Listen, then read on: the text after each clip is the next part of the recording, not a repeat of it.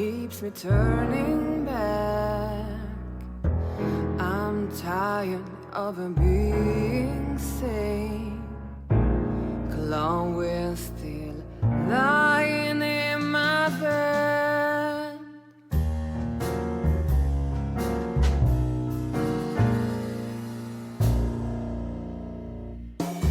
All the colors are dead inside.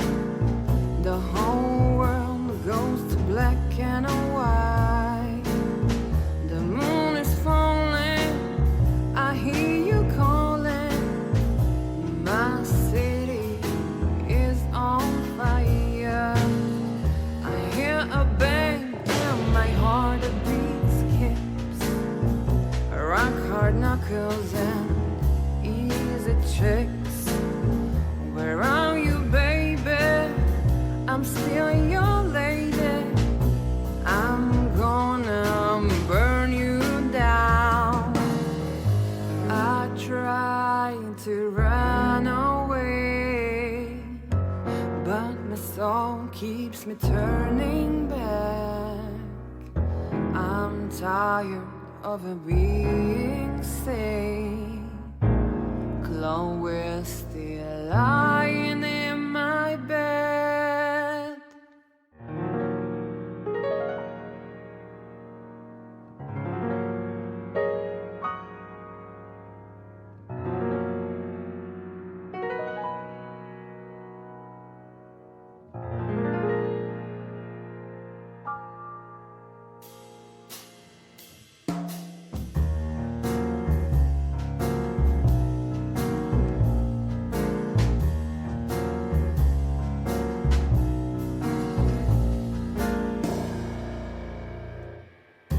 Bourbon moon hangs in the sky.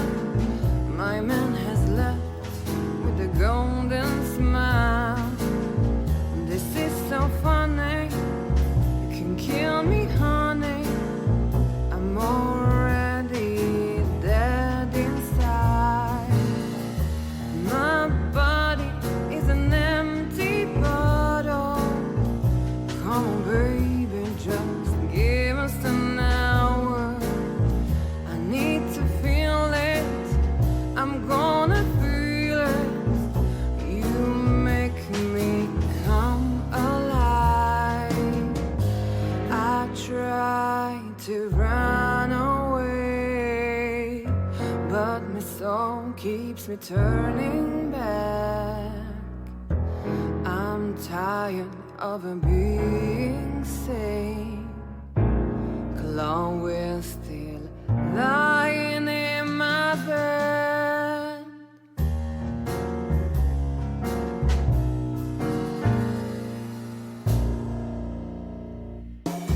All the colors are dead inside. The whole world goes to black and white. The moon is falling, I hear you calling. My city is on fire. I hear a bang and my heart beats skips. Rock hard knuckles and easy checks. Where are you, baby? I'm still your lady. I'm gonna burn you down. I try to run away, but my soul keeps me turning back. I'm tired of being sane. Clone will still lying in my bed. And it's dead.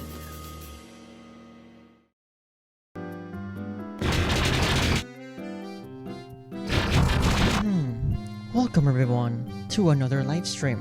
It is I, Sumi Yellow, and I welcome you once more to our adventure for the search of the elusive Pandora's box. I hope everybody's having a fantastic Friday. I truly hope so. Because if that's not the case, well, that's what I'm here for, everybody. Hey Smart Bear, hello Punch, hello everybody. I hope you are all prepared for another session full of mystery to be solved and puzzles, of course. I am more than excited. It's no secret, of course, that I've been quite fond of this kind of game for a while, and coming back to Layton, it's such a treat to say the least. So, without further ado, let's continue. In the last episode of Professor Layton and the Diabolical Box, or Pandora's Box, we arrived to a town while we were on our trip on the train. The train suffered an unfortunate malfunction, and we found ourselves in a town celebrating its 50th anniversary. And we've been solving puzzles in it since we arrived. And now we are pretty much trying to, figure out, as they say, if one of the most popular people in town, it might be related to the elusive box, because every single time this said box has been mentioned, especially to the elders of the town, they've had quite the peculiar reactions, to say the least. Also met the mayor, that's true. So, let's continue.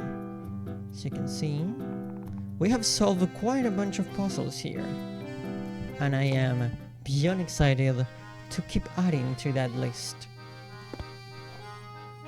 Now, we have to return to the tracing station.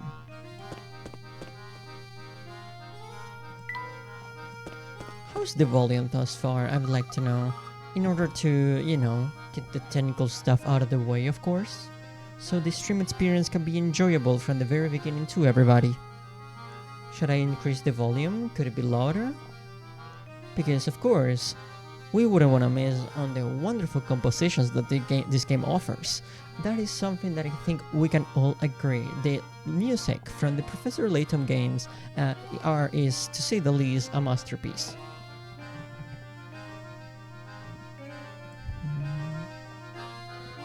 The place is possibly crawling with people, isn't it? Careful, Flora. If you don't watch where you're going, you're likely to run right into someone. Oops, sorry, this is also new to me, that I forget how to pay attention to where I'm going. They really pushed that DS sound chip, they truly did. Which is the reason why I would love to see these games see a more modern release, where all the instruments can shine and not be limited by the sound chip of a pretty old portable console. Imagine listening to all of those instruments individually in all of their glory. I figure the more modern Layton games don't suffer from it. Understandable. After all, it's quite different to what you're used to. Well, Flora, you certainly seem to be excited. Just don't stand around gawking for too long, or we might accidentally leave you behind.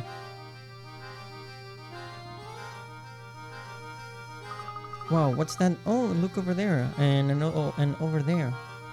The first three games have a mobile port, but it's kind of a pain to record since they squish everything on one screen. I'm not a fan of that. I feel like the Professor Layton, style was clearly designed for two screens. Professor? Look? Where did you two go? Oh no.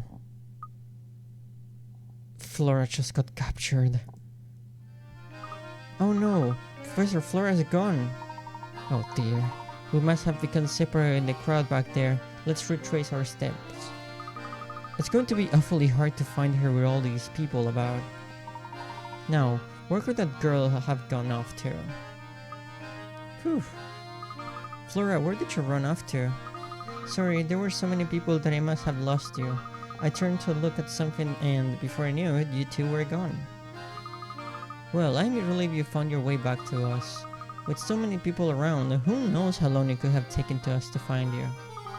I'll be more careful from now on, I promise. That is good. For a moment I thought like we were gonna lose Flora not too long after she's been introduced again. That would have been very unfortunate because personally, I would love to see more of her. She's a character with a lot of promise since she is part of a team now and she's traveling the world after living all of her life in a single village. Although, I heard a few interesting things while I was wandering around over there. Oh, what did you hear?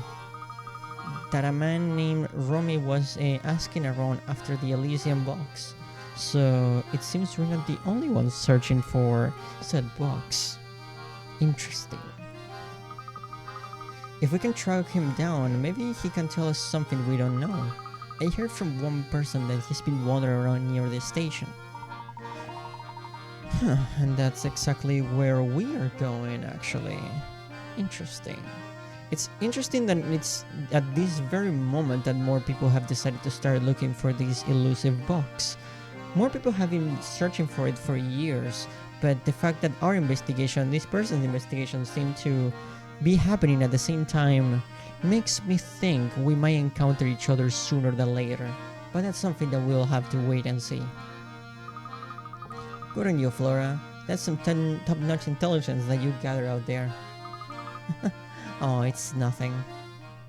The professor, Luke, and Flora decided to look for a man named Romy. Find Romy.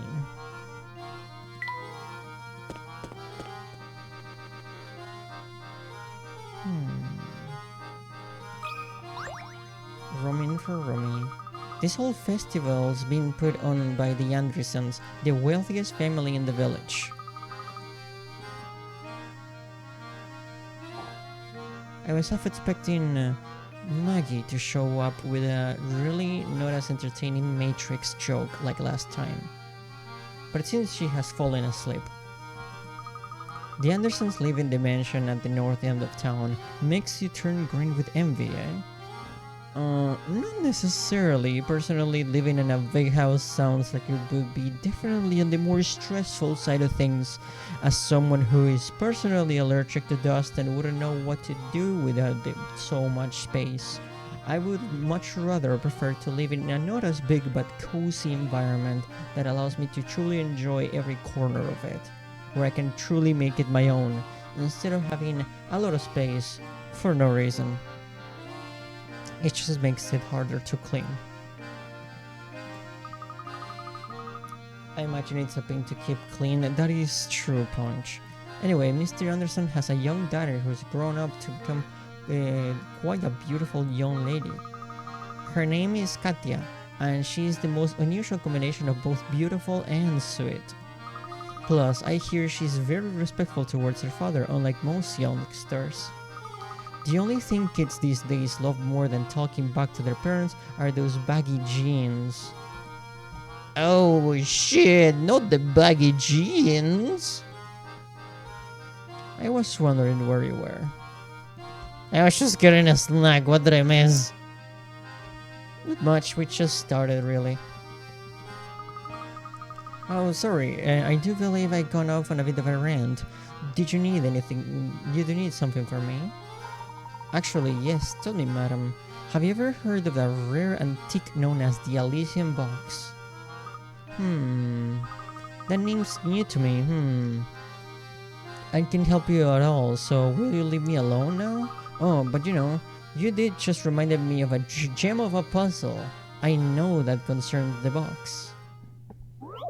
Does it now? Pretty convenient when the situation turns to I cannot help you, but can you help me? Puzzle number 40. Okay. The two boxes shown below are actually the same box from two different angles. Using the visible faces as a guide, reassemble the pattern of the box by placing the tiles into the unfolded view of the box. Don't forget, each tile needs to go in the correct place and face in the correct direction, so you may need to rotate the tiles with your stylus. Okay. Interesting. So, let's begin.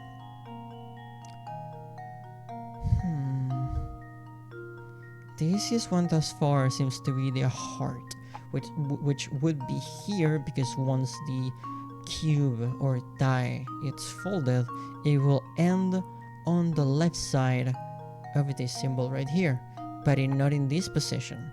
It should be around this position. Next, the triangular shape. Judging from how this is looking, it should go right here in this exact same position, because once this is folded, one of the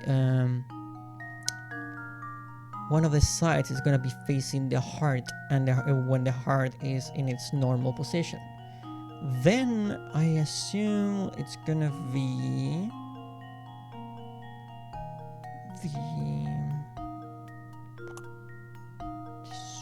let's go with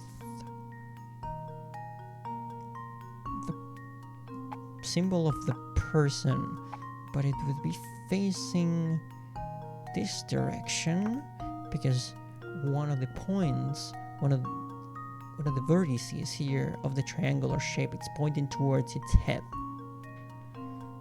Next one shall be this one, which shall be right here, because it's gonna add on the same side as the person.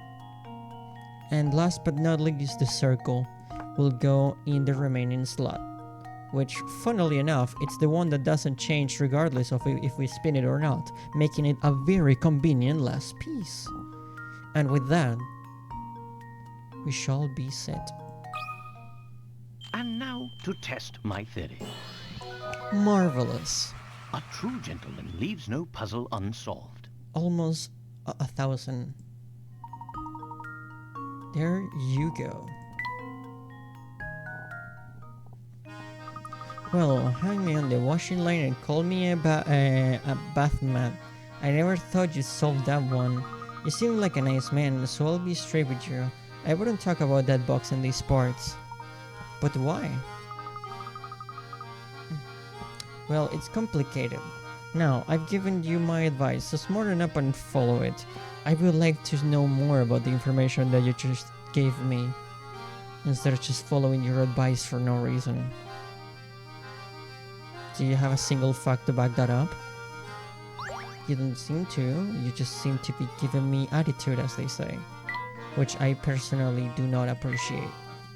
Let's continue exploring in our search. Eeny, meeny, miny, moe. Gosh, I just can't decide. Oh, hi there. Do you need something or something? We are currently in search of an item known as the Elysian Box. Does the name ring any bells? The Elysian Box? Nope, never heard of it. But I know a great puzzle about a box. Check it out. Okay, puzzle number 46. Everyone has a puzzle in this town. Odd shape out. Oh, interesting. You have a box as shown below using the... A box, you say? Well, that is a box, but it's more of a rectangular shape instead of a square one. Quite an odd box. Using the white cubes as standard units, the box is 2 cubes wide by 3 cubes long by 2 cubes tall. 2 white cubes are permanently attached to the floor of the box. 3 of the 4 shapes A to D shown below can be placed together in the box to fill the box to the top with no gaps.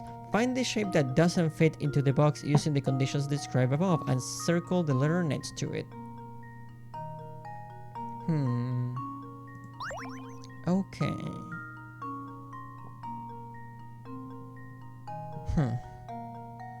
Well, this is quite simple. It's clearly D. We're talking about a shape, about a box that is 2 blocks tall, so you can use C to fill the space with the pre-established blocks, and you can combine A and B to fill the next floor. So the one that doesn't fit is D.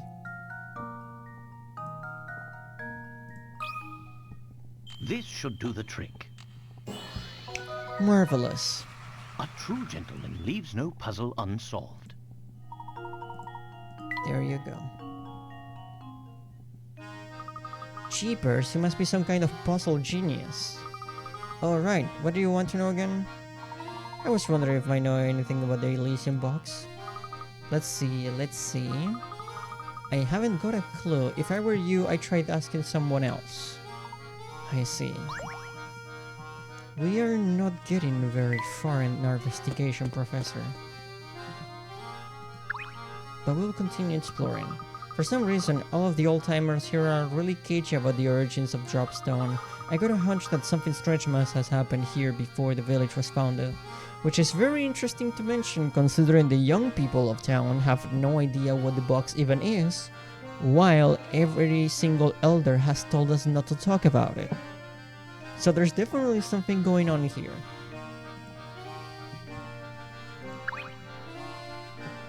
Oh dear, the train's scheduled to depart any minute now, and she's still not here. Everyone's efforts would have been in vain if she misses her train out of town. Oh my, oh my. Maybe women just need more time to get ready for things like this. Oh, why must she make me worry?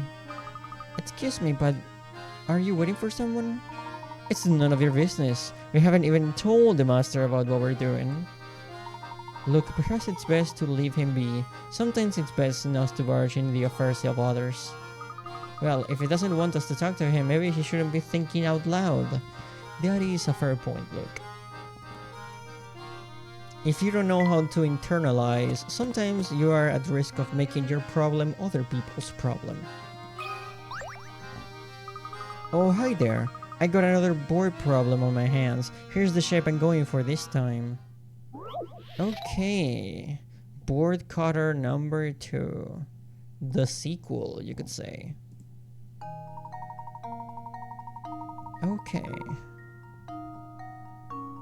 Well, here we have yet another inconveniently shaped board. This one's even more unwieldy than the last, so you need to cut into 2 pieces that you can reassemble to form a rectangle. Okay. This should be simple enough. This is extremely simple actually, despite its unwieldy first appearance at first glance. But all you need to do is cut these 2 parts right here and connect them with each other almost like hooks. They hook within each other. This should do the trick. Marvelous. And there we have it. Very nice. You're really something else. Something amazing. I thought I had to scrap this board, but now I can use it to build my shed. I will be more careful from now on when you are cutting your boards.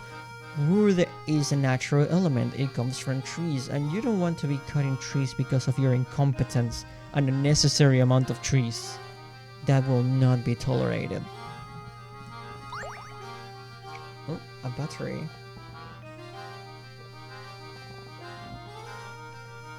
Excuse me, I was in the need of some rehydration, as they say.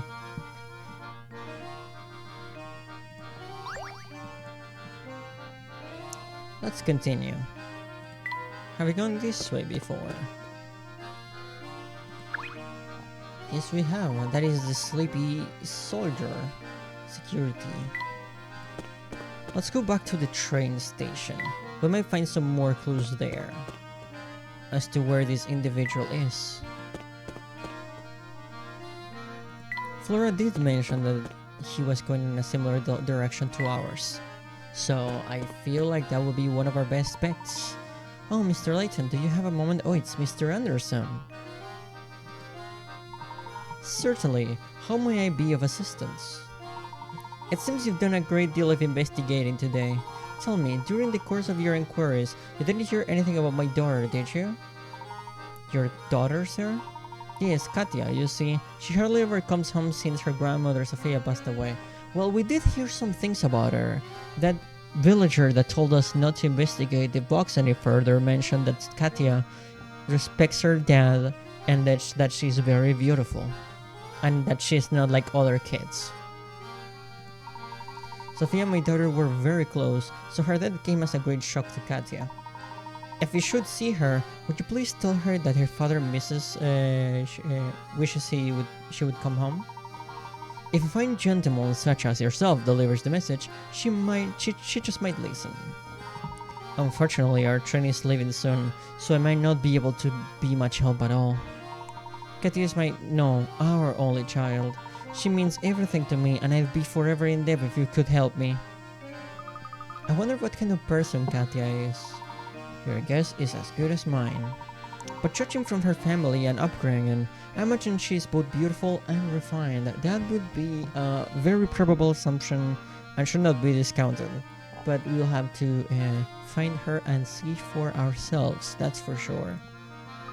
Steady on, Professor. I heard you've been inquiring around the village about an antique known as the Elysium box. Oh yeah, that thing? People say it kills whoever manages to praise it open. It's late. Pandora's box, they call it. I just found out it during the course of my troubles, but that box isn't what I'm really after. Well then, if I may be so bold as to ask, what are you looking for, sir? A phantom town that's nowhere to be found on any map. We did hear a little bit about a phantom town, but it was presented to us as more of a legend more than anything else. If such thing happens to be real, it would be very interesting to explore it, but at the same time, at first glance it would sound like something that would be incredibly dangerous to encounter. So, we'll have to see. A place only the chosen might visit. The only way in here is on the Military Express. That train and its many mysteries have been the subject of my research for years. From what I can tell, the artifact you're after, this Elysium box, is also tied to that town. Wow, so when can we set out for it? How do we get there? Yeah, that's the one detail I haven't managed to pin down yet. Maybe you whisper a password when you're on the train and whoosh, the tracks go in the new direction. Anyway, it's probably something like that. I'll just have to keep searching until I find a way in. Interesting. Thank you for your time. Honestly, this kind of reminds me of like one of the secret areas in one of the Yokai Watch games. I think the second one. It's almost like a train to hell, and basically you need to. It's almost like something that you would do for a cheat code, or almost like a creepypasta. Basically, you need to like stay on like the train station for like 10 minutes. So I don't remember how long, but in a specific time of night. And basically you encounter like a red train with fire full of yokai inside of it, and it takes you to Enma, the Lord of Hell, the yokai hell. It takes you to him, and you get to fight him, and you have a chance to like make him join your party. It's really interesting. I love Yokai Watch. I love to stream it one day, but I need to find like a 3DS that's compatible with the capture cards, and that ain't easy task. Yokai Watch would be an interesting stream, honestly.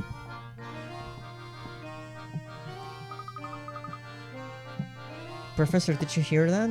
I think we finally got a new lead on the Elysium box. It's a bit early to celebrate, but it looks like our journeys on the Military Express isn't over yet. Alright you two, let's start making our way back towards the station.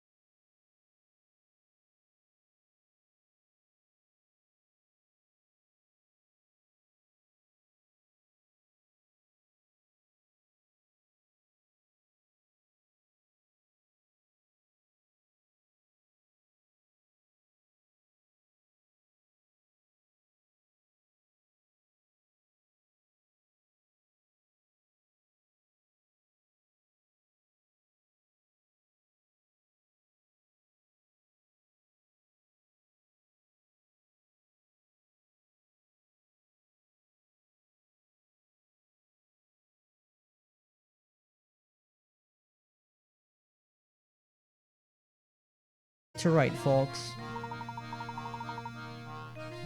Hey, you guys better hurry back to your seats because this train is ready to rock. Does it have a microphone? That was quite a lot of puzzles that we missed, but we do get a scene. Hmm?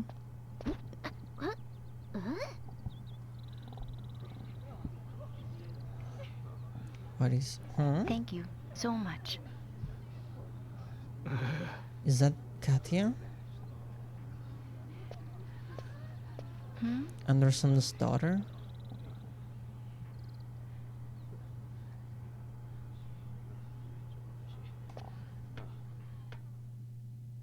What's going on over there? I believe we may have stumbled upon Mr. Anderson's dear daughter. It seems to be the case, Layton. That's a cracking send-off she's having. Considering the size of the party, I doubt she's just going on holiday.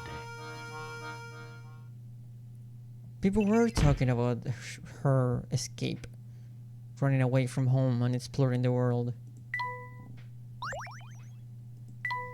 And with that, I do believe we have finished another chapter.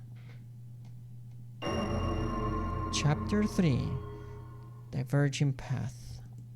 I just can't stop thinking about this phantom town we heard about. Could the rumors be true? Well, the next stop of the line is the perfectly normal town of Luxembourg. Well then, how do we get to the phantom town? That's an excellent question, but I don't have the answer, Luke.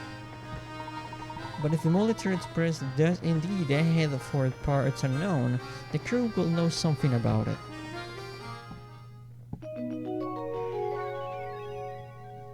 Phantom train.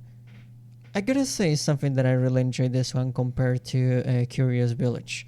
Curious Village takes place on a single location, a single place. A really big location with many interesting things to see, but this almost like a road trip, traveling around the world feel. It's something that I'm enjoying very, very much. It feels bigger than the first one.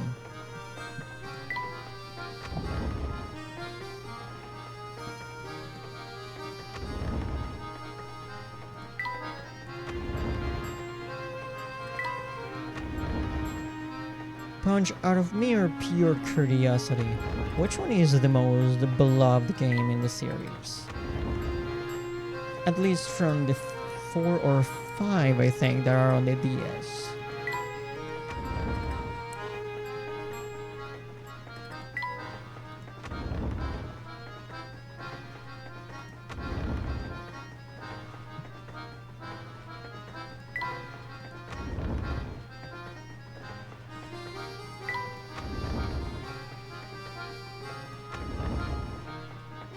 This is what I was looking for. I don't want to leave any puzzle unsolved after all. That would not be correct.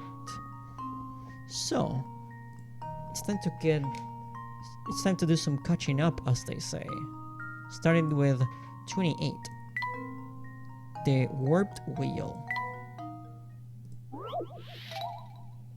Okay. The Warped Wheel. It's good to take these puzzles out of the way right now, because there are certain sections of the game that require a certain amount of puzzles to be solved in order to continue. So this is gonna be more than convenient, trust me. Okay. In the back of the train yard, there is an old warped wheel laying on the ground, as shown below. While no longer functional, the wheel is interesting because when rolled on a flat surface, its axle traces a funny pattern if you look at it from the side. Of the 5 diagrams below, which one depicts the actual path of the axle? Oh, I can imagine they are all quite fantastic experiences, that's for sure. I've only played the first one to completion, and I'm gonna assume less than half of this second one. But I can tell you, I am beyond excited to experience all of them if possible. As for the answer,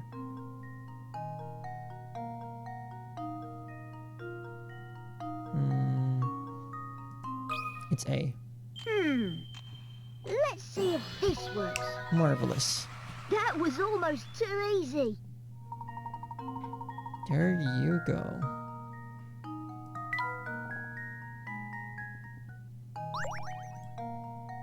Next one, it's 31. Pass the apples.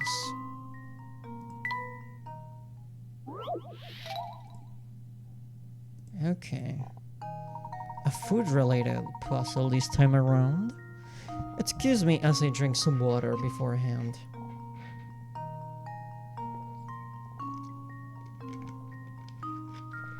Johnny and Thomas are each carrying some apples. If Johnny gave Thomas one apple, the two men would each have the same number of apples. Conversely, if Thomas gave Johnny 2 apples, Johnny would have 3 times the number of apples that Thomas has. Just how many apples are each of the men holding?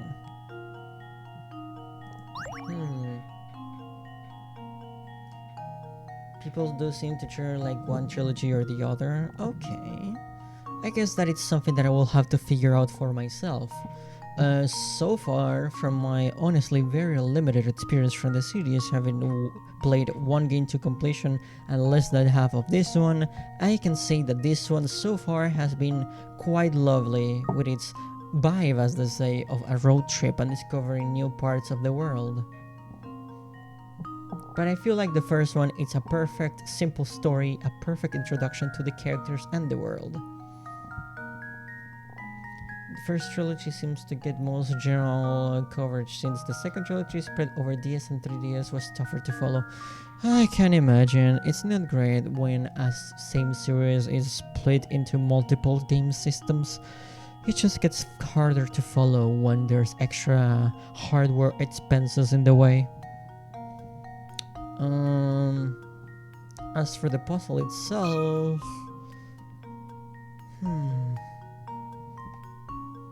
If I am correct,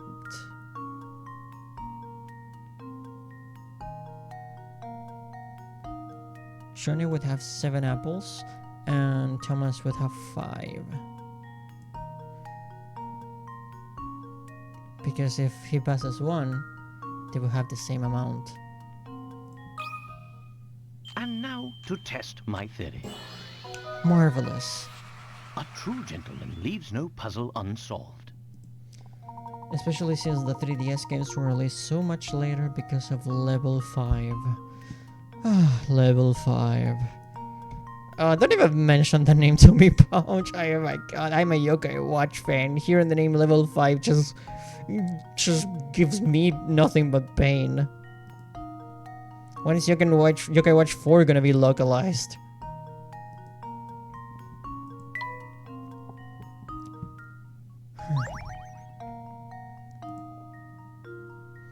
$32 when Yokai Watch 6 releases. Sadly, that's very probable. It's a wrap.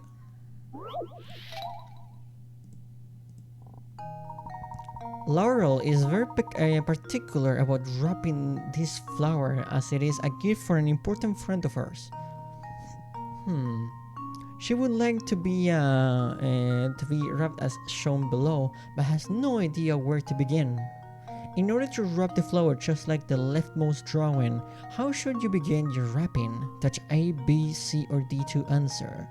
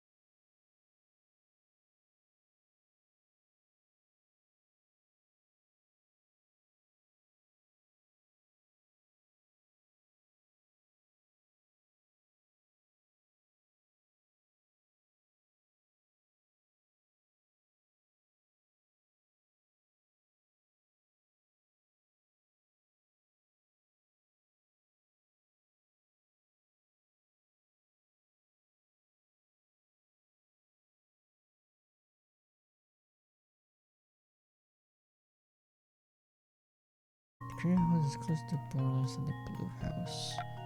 So maybe this one would be blue, which would make...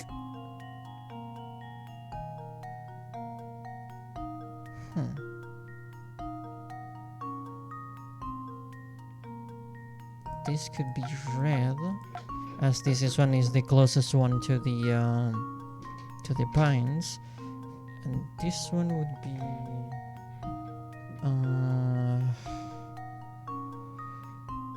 the remaining color, aka yellow. Finishing it off with the best color, perhaps. This should do the trick. And there you go, marvelous. Huh, That one was quite the wonderful. tricky one. It's almost like finding the liar type of puzzle.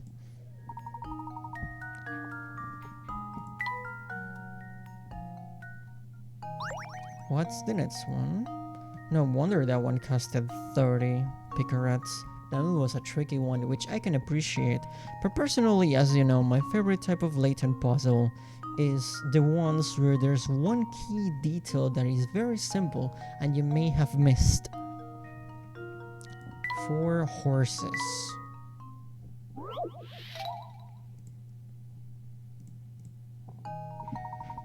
You have 4 horses, all of which travel at different speeds. In traveling from point A to point B, these horses take 1, 2, 4, and 6 hours respectively. One day you decide to move all of your horses from point A to point B. However, you can only move a maximum of 2 horses at a time, and you need to ride a horse back to point A each time you return to move your other horses.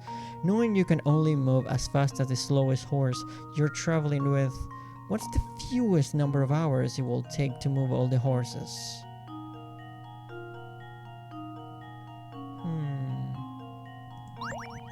Okay. The 6-hour horse, judging from that graphic, it's in desperate need of some sort of meal. They are uncannily thin. That cannot be healthy. And the fact that the horse is being forced to move around in this manner might be even less healthy. 1 hour, 2 hours, 4 hours, 6. And point A to point B, you can only move as the slowest one. That would be the least amount of hours, shall be. And you need to you can only take 2 horses at a time and return with one of them. So maybe it's...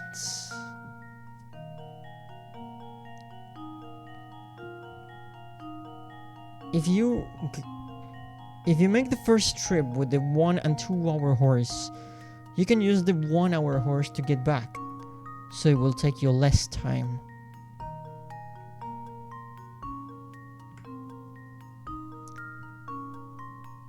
Because if you continue to use your 1 hour horse, you minimize the amount of time required to do the trip, since it's the fastest one.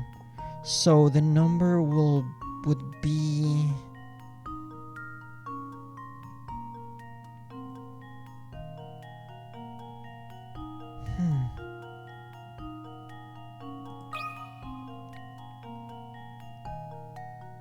Is it 13? Just leave it to me. Marvelous. Piece of cake. That's right. Perfect. And we got a piece of the camera. Cube halves. Cube halves.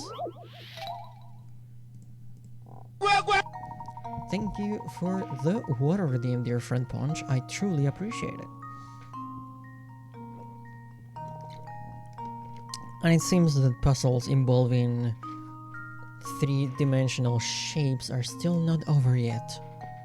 So brace yourself for some 3D dimensions. Below are 4 shapes. 3 of the shapes form a whole cube when fitted together with an identical shape. However, one shape below is different in this regard and doesn't form a cube when joined with the other identical shape. Circle the odd shape out from choices A to D below.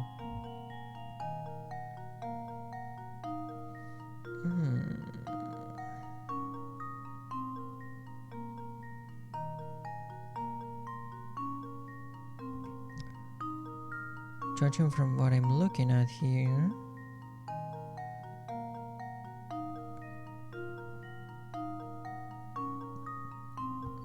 That fits. Is it D? No, C. It's C.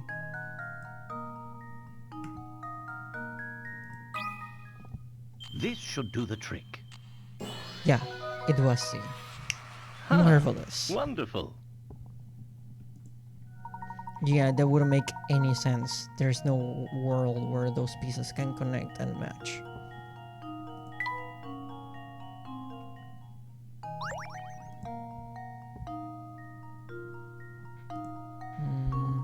A royal show-off. What's this one gonna be? Oh. In a far off country, there's a king whose favorite pastime is showing off the latest possessions he's collected. No wonder he was called a show-off. The subjects of the kingdom are forbidden from purchasing new items until the king has owned them for a month or so. Only once he's tired of his new purchase can the common folk finally buy that item for themselves. However, the other day, the king bought a new item that had him all but commanded his subjects to buy one as soon as possible.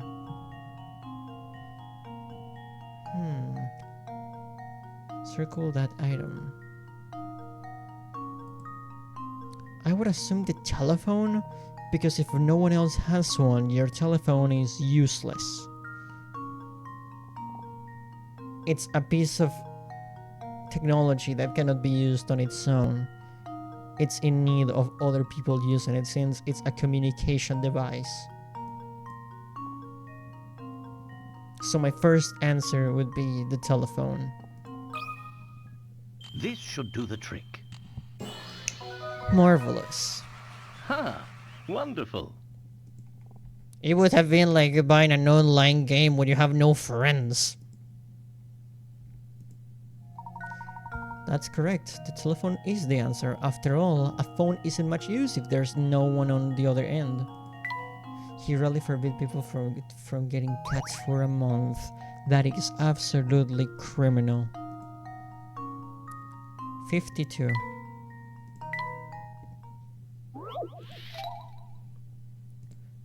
Hat weather. There is a fellow with a very particular rules about when he wears his hat. Okay. When it's sunny, he always wears his hat. When it's rainy, he doesn't wear his hat. When it's cloudy, he doesn't wear his hat unless it's been cloudy for 2 days in a row, in which case he wears his hat on the second of these days. Below is a schedule of when this fellow decided to wear his hat over the course of 1 week. Use the panels to fill in the weather for each day of the week. Huh.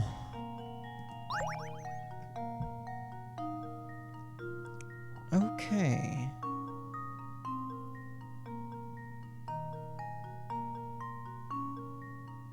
Okay.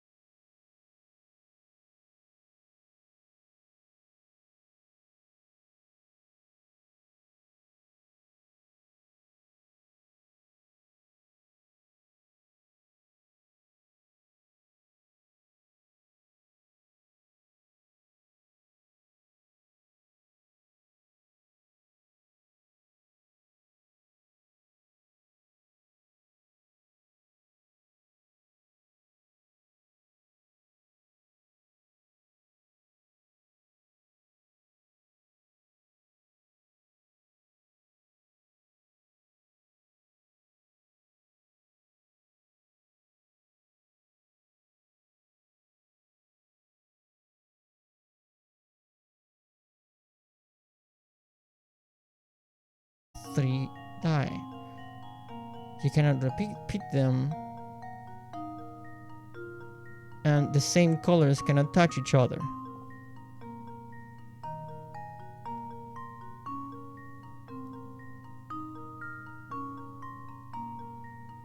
Actually, we have a total of 4 colors because there is the classic LAYTON misdirection. No one here says that you cannot still use some of the white. So we have 4 colors in total. Which means the answer is 36.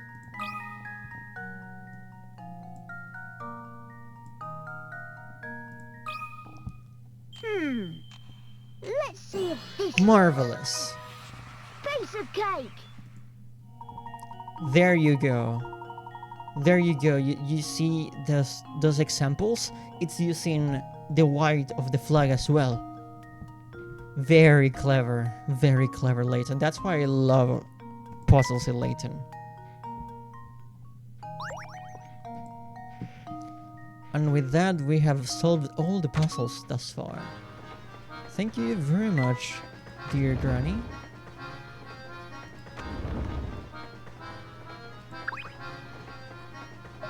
Finally, time to get down to business. It's been ages since I got to do some real work. What do you mean? Didn't you just finish repairing the train? Sort of, but before I can kick back, I've gotta do... Oops. I mean, nothing. Things are good. I don't trust that very unconfident statement. Also, I should say that I've solved quite the amount of puzzles, 55 to be precise. Let's save just to be sure.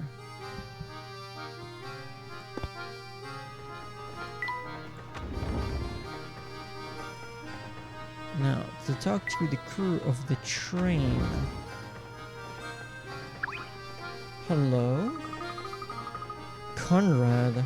Good day, sir. Name's Conrad. I'm a student from the village of Dropstone. Huh. The village that we were just in, but we didn't encounter this individual before. Perhaps they were preparing for their trip. I'm headed to Luxembourg, so it seems we'll be traveling together for a while at least. Here, have you heard about the long tunnel on the way to Luxembourg? When the train passes through it, every light on the board is switched off. Stranger still, once the train nears the tunnel, all access to the deluxe carriage is cut off. What if someone needs to go to the toilet in the dark? Something very weird must be going on if they shut off the access to the deluxe carriage. Of course, it makes perfect sense. Why didn't I see you before? Look, I think I've worked things out. Quickly, to the deluxe carriage. I'm right behind you, Professor.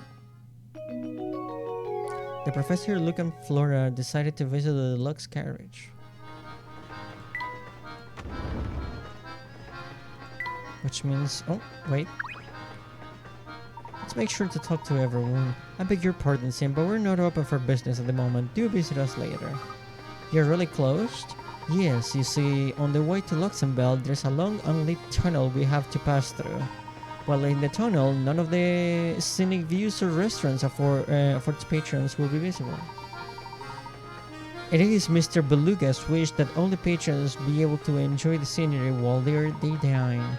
Hence, our temporary suspicion of the service. Wow, talk about a classy operation. Mr. Beluga has really thought of everything, hasn't he? Let's continue. But first, I want to talk to the chef. How's my little guy doing? I knew it'd be tough without him around, but I didn't realize how lonely again.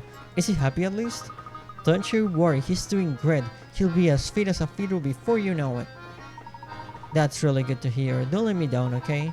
I'm actually about to close up the kitchen and rest until we get to Luxembourg. Most of the train shuts down for this little leg of the trip, so you might as well go and rest in your room. Everybody's warning us of the same thing, but we do have places to be. Specifically the deluxe carriage, of course. Here we are, the deluxe carriage.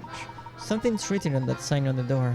Actually, it appears to be a puzzle of some sort. I have a hunch that if we can solve that puzzle, we can gain access to the carriage.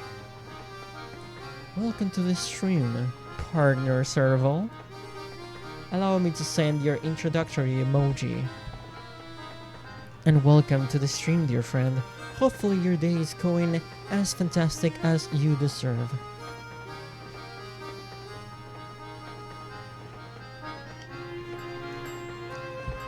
You arrived just in time to see me solve a puzzle. 56. The door's code. Okay. In order to pass through this door, Luke and Layton must arrange the symbols according to the following rules. I needed a little more sleep. That is more than okay, dear Serval. Take all the rest that you need. It is Friday after all. Friday! And you deserve to get all the rest that you need on a Friday. Friday. The star must be next to the moon. The X must be second from the top. The circle must be somewhere above the diamond. The moon must be located 2 places below the diamond. Give it a shot. Okay. The star must be next to the moon. Oh, we can freely move them around, I see.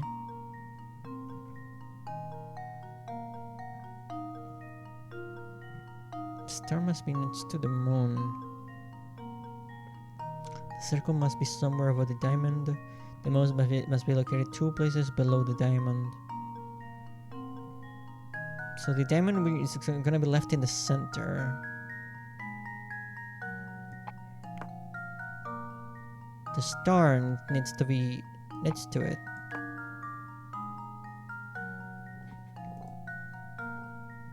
You know, if this had a heart, we will have all of our logos here. You have the diamond, the star, and but we're missing the heart. What the hell? That is true. That is quite a shame.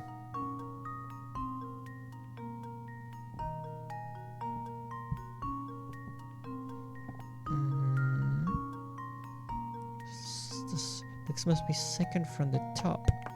And the circle must be somewhere above the diamond, so... Actually, this positioning is working pretty well so far. Actually, I think I nailed it. Consider this puzzle solved. Marvelous. Ha! Wonderful. You're in. Good job cracking that code. There we are. The door is open now. A new hamster toy. Goodness, look at this place. It's off the scale. Yes, it's far from it's far more luxurious than the standard carriages. These tickets must cost a pretty penny. Search the deluxe carriage. Oh, Professor, this room is just breathtaking, and 1.5 times as big as our room to boot. Who's gonna tell him it's the same graphic? Maggie, this is the kind of situation where you're supposed to use your imagination.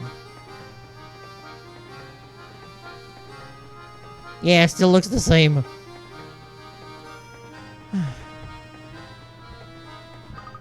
Plus, just look at how super squishy this sofa is.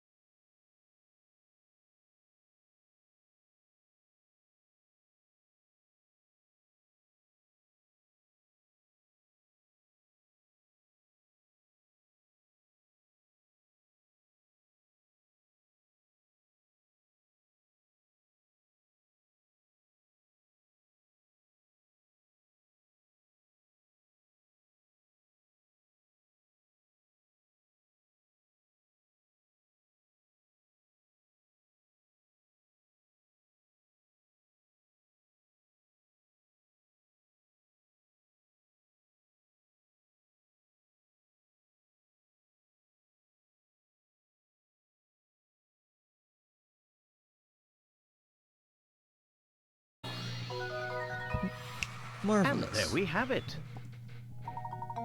Easy enough.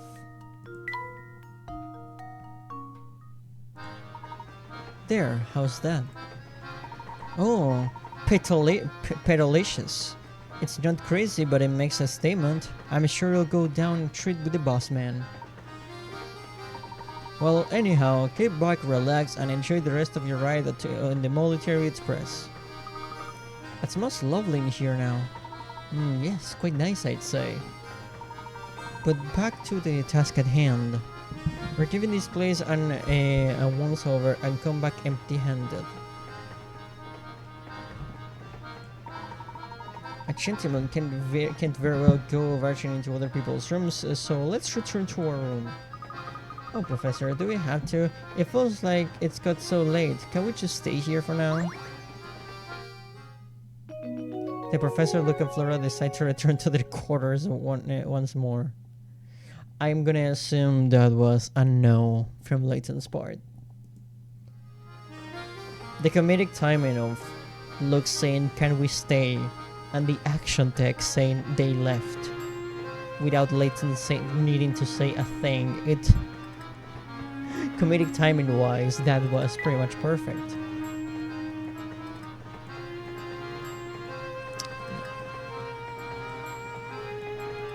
No!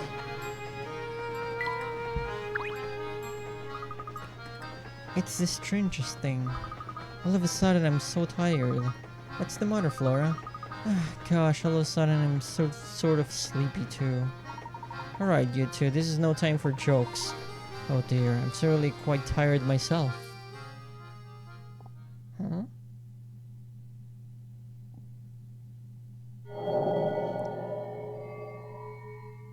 It was the flowers, wasn't it? The smell from the flowers.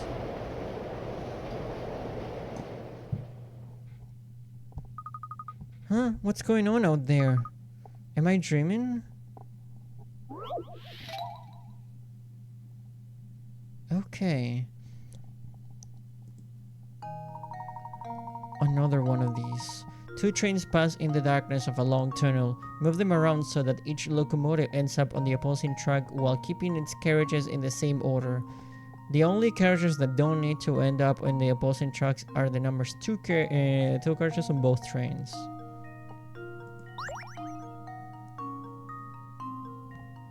Okay. We're moving trains again.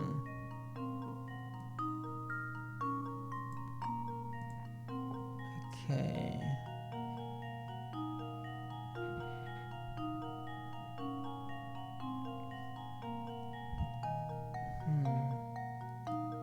Can we move? Usually we can use these pockets to our advantage to start moving the other cards.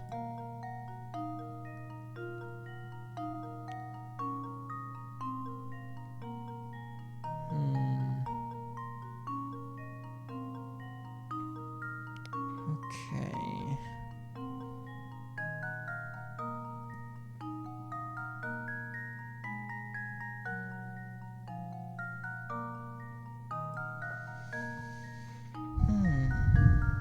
Think we can move this one.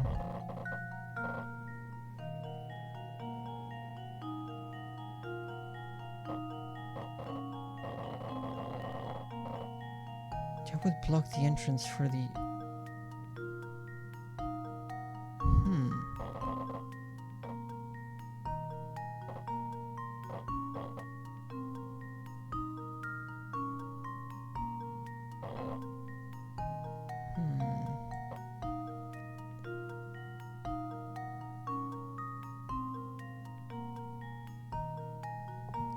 Okay.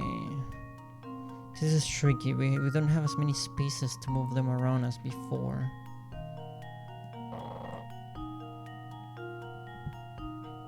Okay.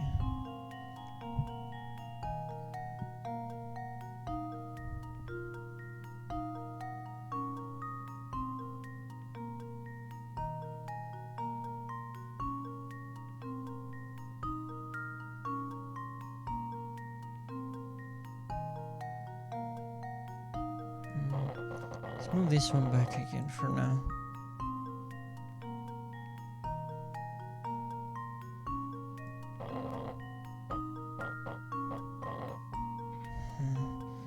We need to start making space right here because these ones are gonna end up the opposite way.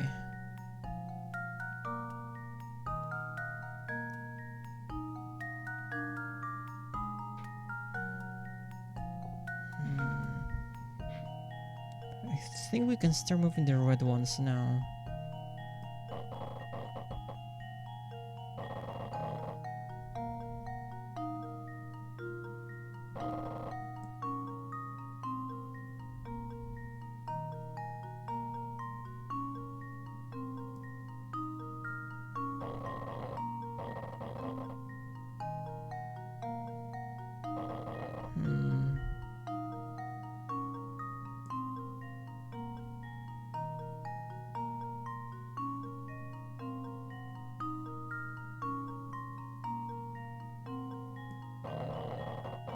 Can we move this one right here now? Just like that. Now the first one is where it's supposed to be.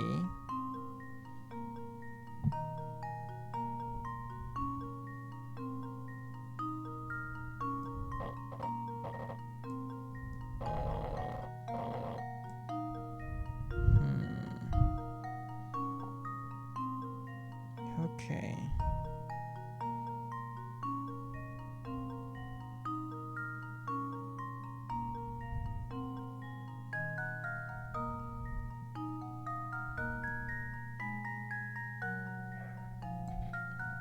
Okay. 3. Do we have enough space to move all of these around? We don't.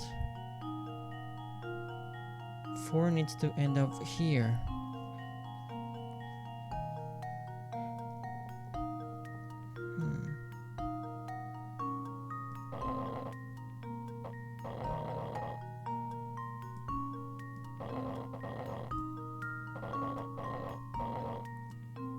What if... Wait. Just like that.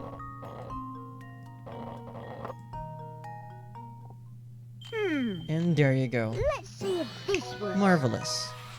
Layton's apprentice strikes again.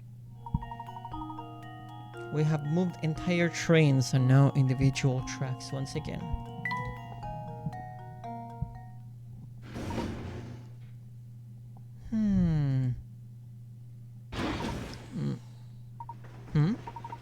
My word, I must have fallen asleep on the sofa. How careless of me.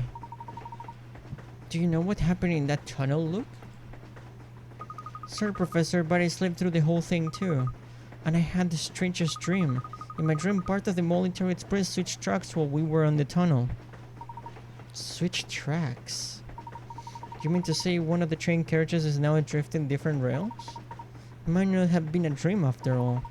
If one carriage did split off the train, it would no longer be bound to for Luxembourg.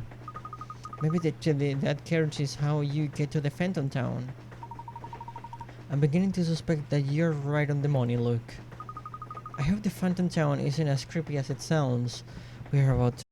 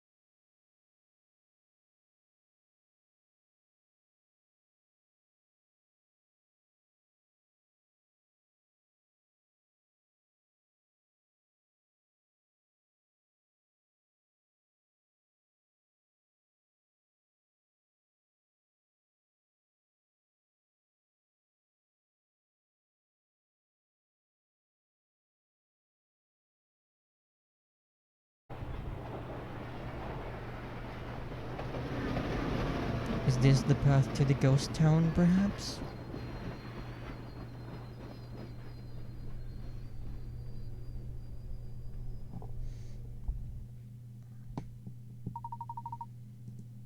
Remember in Flower, Sun and Rain when the game asks you to for your birthday and to check the manual and it's empty? I do believe we have arrived at the next stop. But I don't see Flora, Professor. Where could she be? Hi, you two. Glad to see you're finally awake.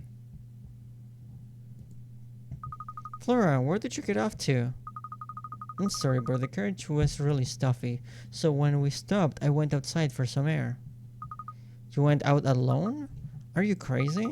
It's dangerous out there. Who knows what kind of oddballs could be lurking around? Well, I'll be more careful from now on. Watch your tone, Luke. A gentleman always remembers to treat a lady with kindness and respect. Now, since we're all back together, why don't we get off this train and see where we are?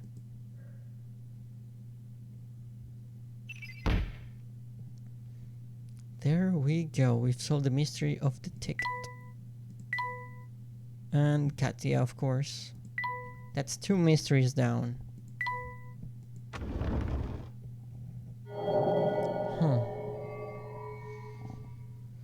Reassuring. This place gives me goosebumps. Me too. Yes, I'd second that. I'm sticking close to you two. Please do, Flora.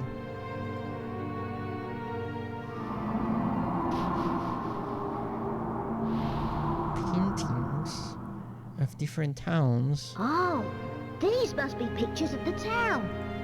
Indeed, and old ones from the look of it. Judging by their condition, I'd say they're at least 30 years old. Wow. How'd you know?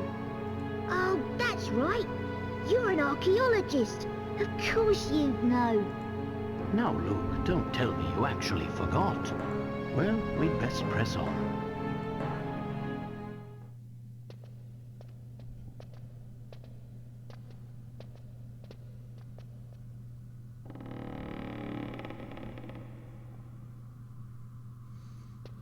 This place is quite huge. Huh? What on earth?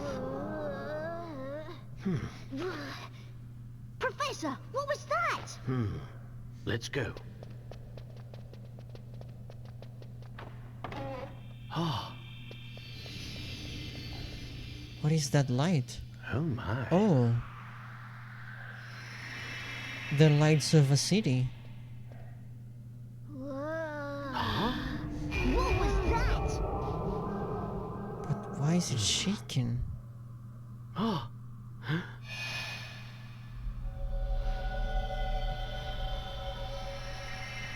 Just what is going on here? I don't know, but it's strange.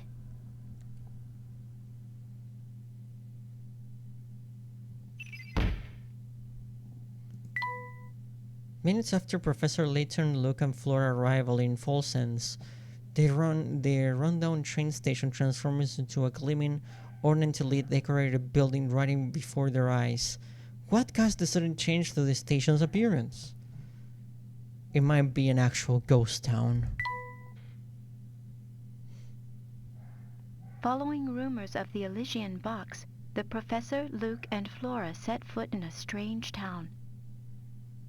But cautious as they were, nothing could have prepared them for the events to follow.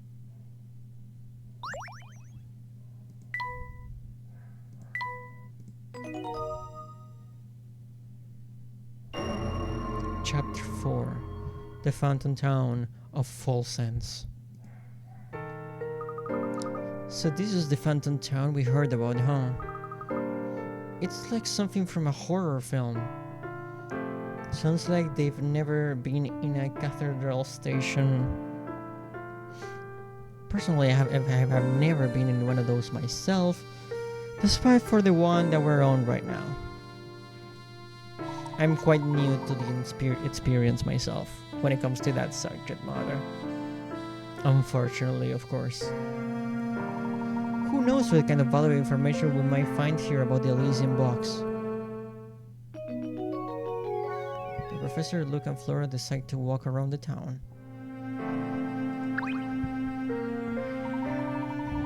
Oh, fancy running into you here. Hello, howdy, hi, and all that. Hey, you are the postman. Yeah, how did you get here? I've got post to deliver here, but it's always dark here when I come, so it takes forever. No wonder the people here always seem so on edge. Well, that's all more reason for me to bring a little sunshine into everyone's life with the post. Wow, you deliver letters all the way out here? I certainly do, and I've scheduled to keep it while doing it. So, on that note, I'll be off. See you around. It would seem our friend the postman works very wide area for delivery. Deliver some fresh mail. But how can he cover Dropstone and Fall Sense every single day? The two towns are so far apart it would be simply impossible. You may think so, Luke, but our world is full of inexplicable phenomena. This is but one of many. I suppose so. The bronze statue appears to be well taken care of.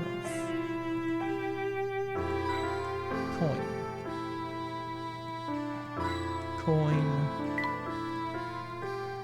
There we go. Let's explore the place. Are you alright there, Flora? You don't look well. I'm not sure. I started feeling sick all of a sudden. You're as white as a sheet. We'll find a place for you to rest straight away. I don't see any hotels. If there were any, you'd think there'd be a sign or something. Despite the lack of advertising, I'd say one of those buildings over there is a hotel. The Professor, Luke, and Flora decide to seek out a hotel.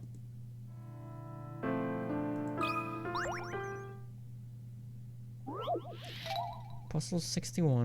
Where's the hotel? I would love some water, personally. Thank you very much, dear Serval.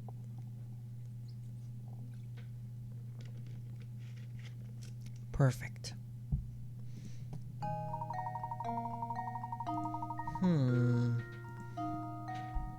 Near to the town train station are 4 buildings standing in a row. One of these 4 is supposedly the local hotel, though it lacks a sign. Even so, if you study the area carefully, you should be able to tell which of the buildings is the hotel.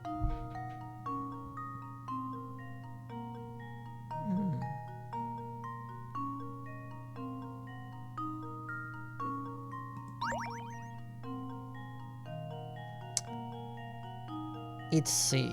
It literally has the word hotel written on it. Pay attention to the windows on the floors on the building C. The one that looks like an H, an O, a T, an E, and an L. Very subtle. Let's see if this works. Piece of cake! There you go. Explained it for you.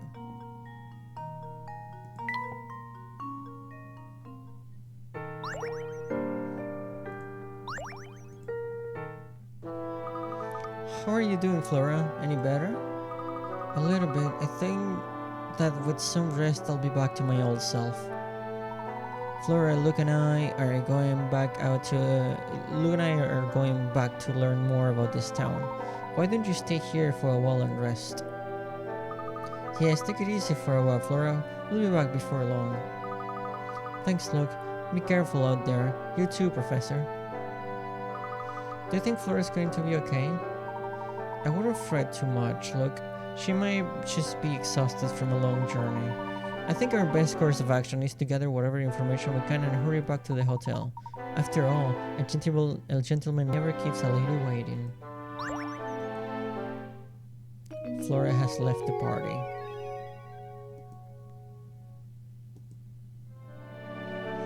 That does make sense story-wise, but at the same time it makes me kind of feel bad because I really want to see more of Flora, how she's adapting after leaving the village and how she's helping out with the investigations and such, especially being next to 2 geniuses like Luke and Layton.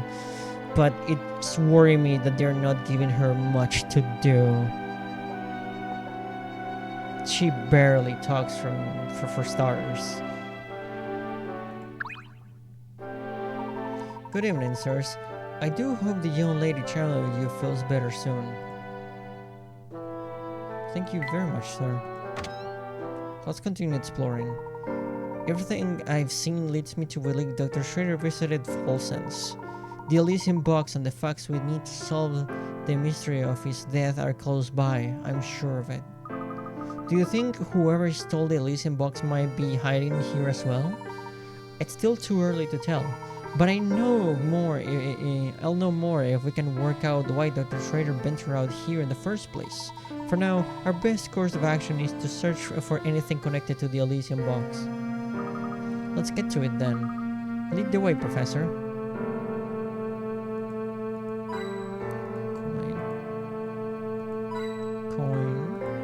Coin. And save.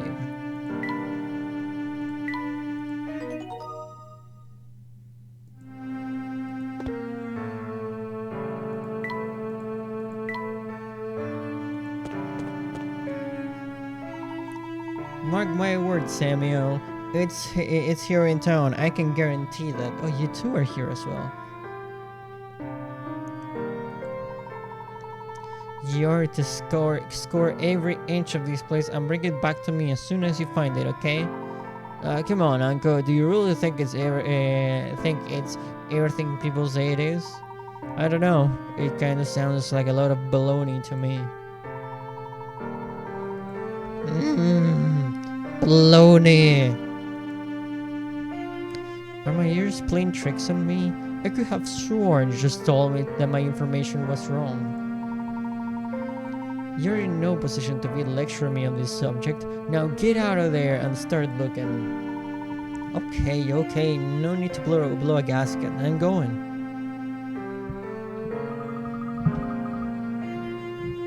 What do you think Mr. Beluga and the train conductor were talking about, Professor? It would appear that they too are in the hunt for something. Look, Professor, what on earth could that be? A book with many keyholes. It's some strange sort of book. Perhaps someone dropped it while running about town. Yikes, take a picture of this crazy symbol on the cover. Let's have a look. The symbol seems to be the shape of a goat. Well, whatever it is, it gives me the heebie-jeebies, but I do wonder what's written inside. It's hard to tell, but the logs mean we can only read the first entry. Still, this symbol intrigues me. Say, Professor, maybe somebody in that antique shop over there can tell us something about it? Excellent idea, Luke. Let's begin our investigation there. The old diary option has been added to the trunk. And another mystery to the collection. The Professor and Luke decide to visit the local antique shop.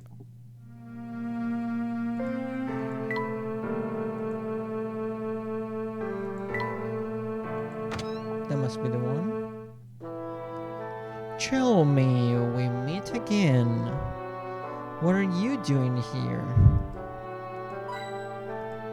I am collecting coins. Inspector Chelmy, where did you come from? Took the words right out of my mouth, laddie. Wasn't expecting to see you two in a place like this. After some field work in Dropstone, I was able to deduce that this town and the Elysium box are linked. Dr. Schrader had stockpiled quite a stack of research on the Elysium box. The criminal I knew in pursuit of, more likely than not, killed the doctor to get his hands on the box. So instead of chasing the man, I decided to chase the box. When I find it, I'll find the culprit. Whoa, that's a solid bit of reasoning there. I didn't think Professor Chumley was that sharp. Honestly, no. I wouldn't be surprised if this is another imposter. Eh? Did you say something, lad? Oh no, sir, not a word. Good, because I got no time for idle chit-chat. I got a murderer to catch and cart back to London. Come along, Barton, we're leaving. I mean, yes, sir. Good day. Are you out shopping for anything in particular? I apologize, but we're not here to shop today. There are a few things we'd like to ask you about, however. Firstly, there's this book we found. We were also wondering if you'd ever heard of an antique known as the Elysium box. Oh dear, here we go with that box again. You know, you're the third person to ask about it today. The third one, you say? The third? Those two detectives you saw were just asking about it. And half an hour ago, there was a young lady. Could that be Katya? She seemed interested in knowing whether anyone has been searching around for the box. Can you describe this young lady? She was quite a beauty. She wasn't a local, but she had a face that seemed somehow familiar. And the officers, well, they said they were here on an official police investigation. I'll tell you what I've told everyone today. I wish I could help, but this box you're after is news to me. One of my customers, I forget who, mentioned something about the box having quite a history behind it. If the thing was ever in full sense, it could have been in the Herzl Museum. I suggest you check there. Where we might find this museum? Just look for the big building in the middle of town, on the north side. The museum houses a wealth of documents celebrating the history of our town. This is all extremely useful. Thank you for the suggestion. We'll be sure to pay the museum a visit. Oh, before you run off, did I mention that you've also found a book? Yes, that's right. Please feel free to take a look at it. Quite an unusual construction for a book of its age. Lovely work and very rare, I'll say. Would you happen to know anything about the symbol in the book's cover? I was just about to comment on how familiar that symbol seems, though. It has no significance I'm aware of. I must confess what drew my eyes to the book was its locks. Old gadgets of this sort always fascinated me. Its construction is very basic, so you may be able to open the locks with any old key you can find. As a matter of fact, here, why don't we see if this one does the trick? Think of it as my way of thanking you both for showing me something interesting. Many thanks, my good man. Oh, it's too bad we didn't find out more about the book. It certainly would have been nice, but we'll have to put the book aside for now. It's time to pay a visit to the Herzl Museum. The professor and Luke decide to visit the Herzl Museum. New destination. There doesn't seem to be any more coins in this location, so let's just leave for now. There she is. I heard all about you, Missy. I know you've been asking around town for that box. Yeah, it was Katya. Oh, but And before you say anything, I don't care how old your man is. No one's above the law. In my eyes, anyone out chasing the Elysian bombs moves to the top of my list of suspects. No, you got it all wrong. Sir, if you wouldn't mind. What is it, Barton? Can't you see I'm in the middle of something here? Yes, about that, sir. The criminal we say killed the man to obtain the Elysian box, so the villain should have it already. If the young lady was our culprit, she'd have no need to ask around about the box, in my opinion, sir. Oh, is that so now, Barton? Barton should be the one doing the investigation instead of Chalmy, in my opinion. He just conducted really well hypotheses based on his deductive reasoning. Something that Chalmy could learn a thing or two from. Terribly sorry, sir. Please forgive my momentary lapse in judgment. I'll just be going now. Barton, get back here this instant, you pill card. Phew. Hey, that's the girl we saw at the dropstone station. What was her name? Katya? Or Katie? No, it is Katya, but Katie is not the one. I believe you're thinking of Mr. Anderson's daughter, Katya. Yes, that's the one. I wonder what she's doing here. Hmm.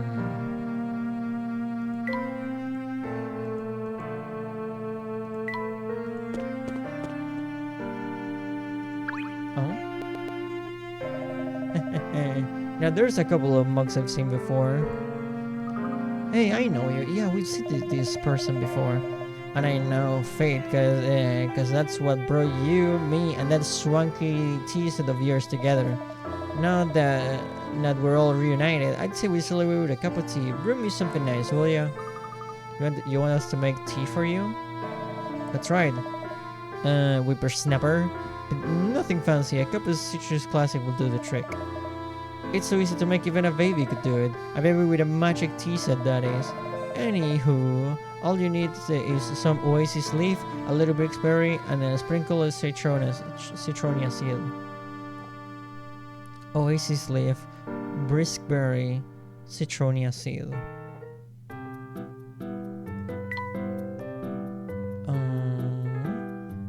Citrus classic.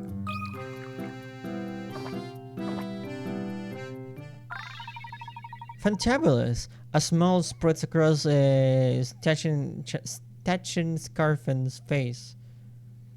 He seems restored and cheerful.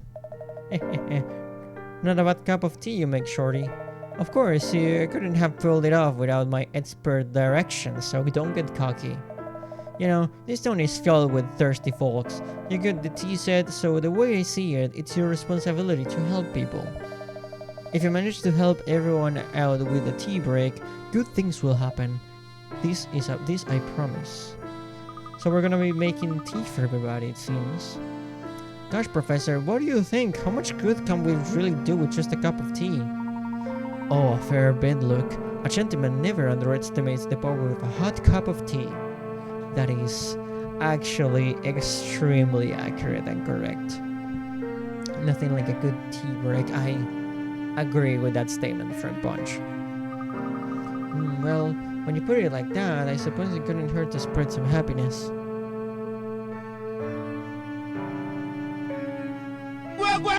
Also, you're gonna have to excuse me. I would need to get some more water. Because after I drink this one, I'll be out of it. You just finished the bottle, Alfred. So thank you for that. I will go get some more. So give me a second. I'll be here before you know it. I drink tea 95% of the time. You and me both. But I'll be back with the substance for tea, water. Until then, enjoy the soothing melodies of this video game.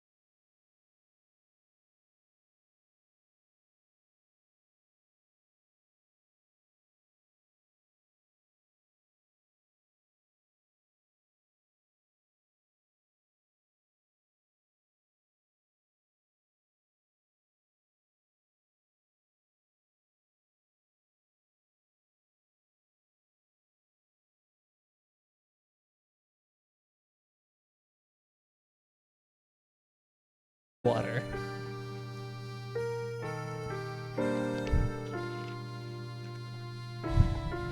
All reliable yellow.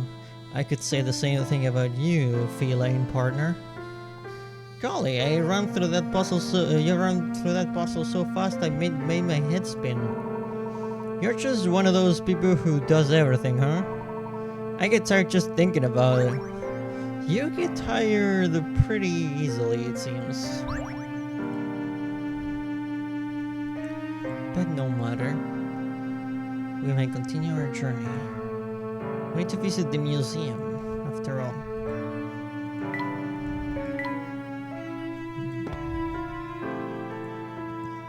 I'm just making sure there are no more, like, exactly what I just found. Coins. Left or right?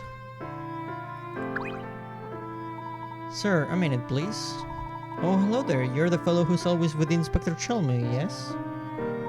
The name's Barton, sir. I'm a constable serving under Inspector Chelmy, sir. I feel obligated to let you know, you may want to reconsider going this way with the boy. Why? What's up ahead? Things best left unknown till you're older, lad. My advice is to... Oh...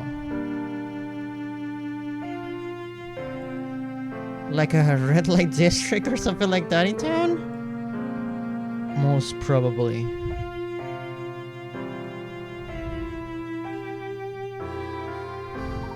I don't think he'll budge on this. Look, we'll find another path leading up that way. Yeah, judging from the pink and red lights in the map, we should have guessed. Professor, I just seen Inspector Chelmy over there. No need to alarm, look. He's likely just gathering information about Dr. Shader's case. It seems that he's finally worked out that key to solving it and lies here in full sense. Maybe the inspector is almost got a grip of the situation for once. Oh. It's Leo Luster. Man, it sure hurts to be this hip. Leo Luster? Yeah, look at him. It's just Leo freaking Luster from the Donkey Kong show. Huh. You know, I hate that I can see the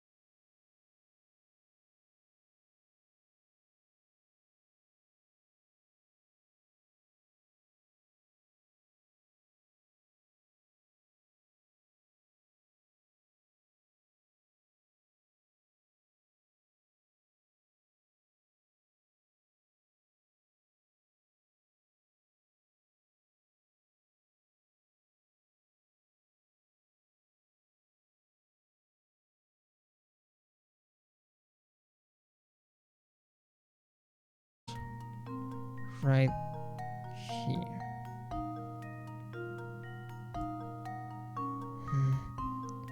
Doing straight lines with a mouse is quite tricky.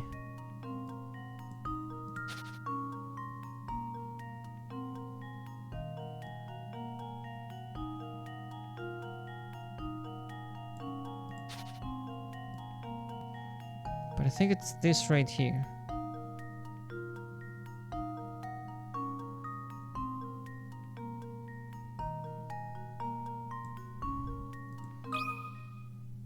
This should do the trick. Marvelous. And there we have it. Okay, folks, start doing your bets. Is it gonna be like a long head Marge Simpson style? Is it gonna be like a normal head? Or maybe he has like a hamster on a wheel under that shit? Who knows? This guy's the freaking limit. My guess is that he has a million coffee mugs storing there. Come on. Just another hat. That could be true. Kakashi style with like his many masks. We'll see, I guess. There we are. As requested, I have provided you all with a hat. Huh? Professor, I don't think that's quite what he meant. Be that as it may, I'm not taking this hat off. Let's go, Luke. He just simply said I refuse. I am not following your dress code. And he kept moving forward. Yo, Layton kinda rules. He says, fuck your rules. Interesting. No, Omega Lul. But I was really looking forward to dropping in for a snack. It takes a very special occasion for this hat to come off. That's all I have to say on the matter. I'll tell you when you're older, look. No,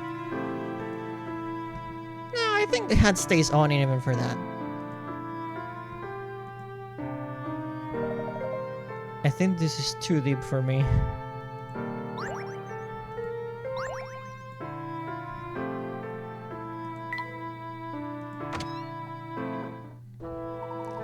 Have you look at these photos of the town, Luke? However, whoever took them has a fine eye for detail. But if you look closely, you can see that the pictures are in quite in chronological order. Do you think you can work out the order in which the pictures should be displayed? 72.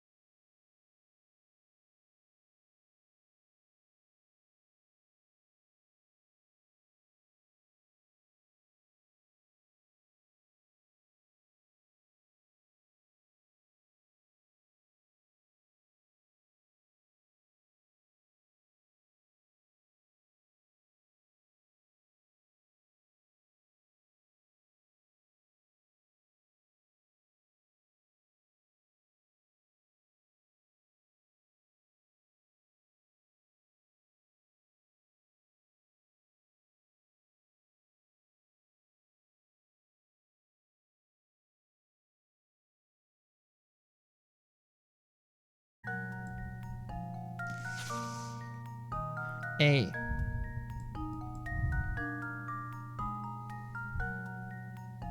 C, D, B, A. Here goes. Marvelous. Layton's apprentice strikes again. Pretty good.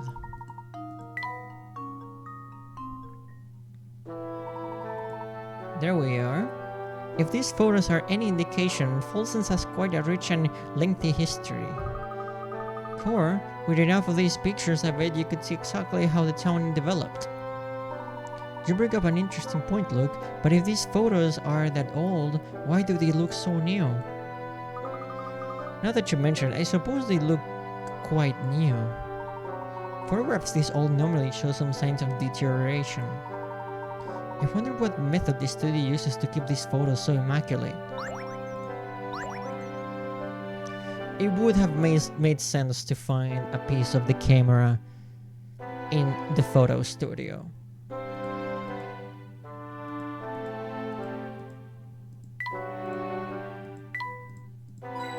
There we go. My, these photos look stunningly new for their age. How do you manage that? I am flattered, but really, I take no special measures in that regard. I was half expecting a puzzle, honestly. This franchise has taught me to expect a puzzle from everything.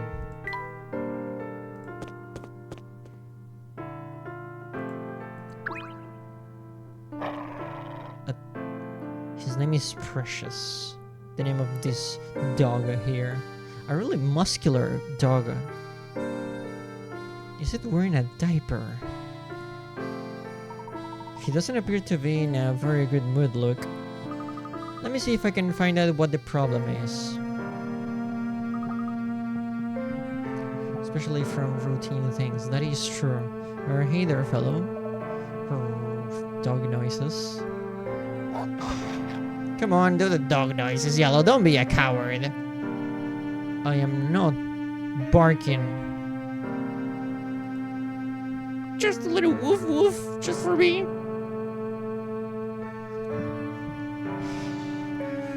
Woof woof. Are you happy? Uber happy.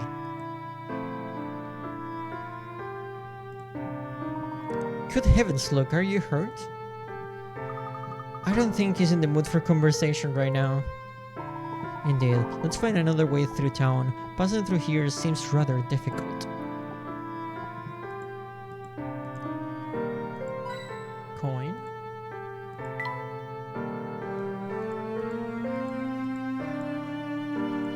Coin.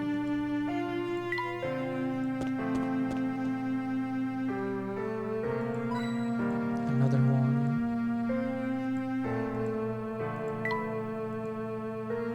Is that the entrance to the museum? This must be the museum. Yes, correct. The gates are shut tight. It must be closed. I was hoping we'd find some useful information inside, but there's no sense in standing around waiting. For the time being, let's continue our investigation elsewhere.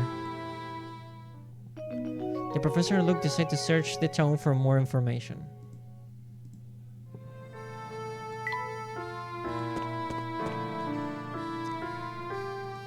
Hello? Greetings, strangers. Let me guess, you've come here seeking for fame and fortune, not exactly Mr. Clarice.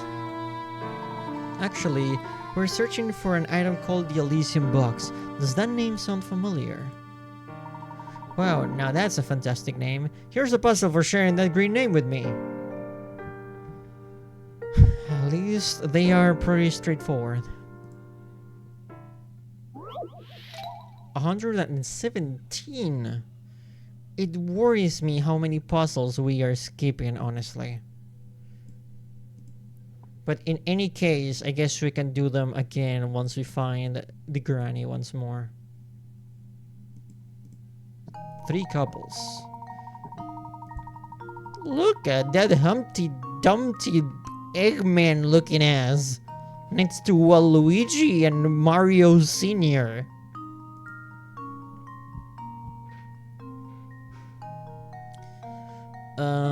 If you're quite done, let me read the puzzle. A yellowed photograph shows three couples. In the photo, no one man is standing directly above his spouse. They do look very adorable. Nice observation, Apprentice Serval. In the photo, no one man is standing directly above his spouse. Of the three women presented, two are sisters and are sitting next to each other. The elder sister's husband is the man without a mustache. Everyone in the picture is wearing a hat except the husband of the younger sister. The woman unrelated to the other two is sitting in front of the younger sister's husband. So, can you find the man in this slot who is married to neither sister? Choose from A, B, or C. Find the man.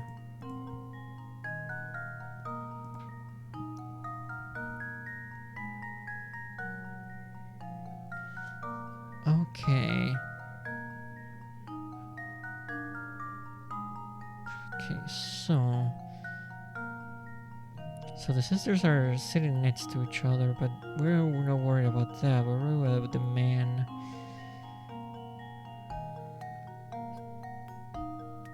Okay, so this is the man without the hat. That is the spouse. That's the husband of the youngest sister. Okay. It's B. This should do the trick. It's the only man with a mustache and with a Wonderful. hat. It's as simple as that.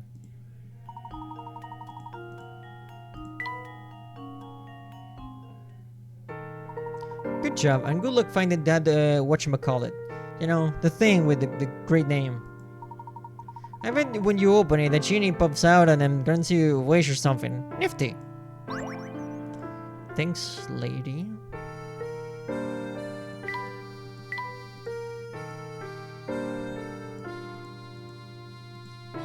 No coins in this. Oh, never mind. Let's go this direction. Do you see that watchtower, Professor? There's something very suspicious about it, isn't there?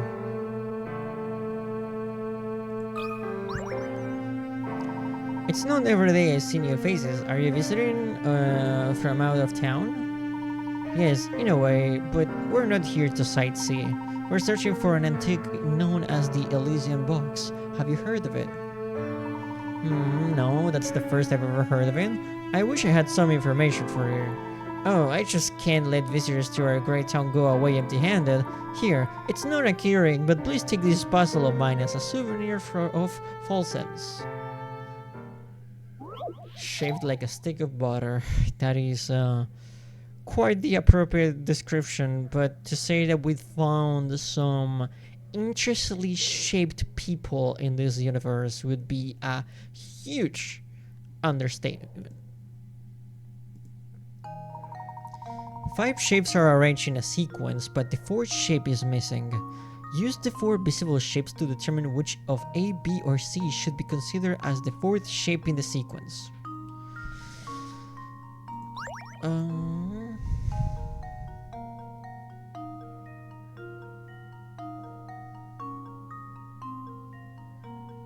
It's B. This should do the trick. And Marvelous. there we have it.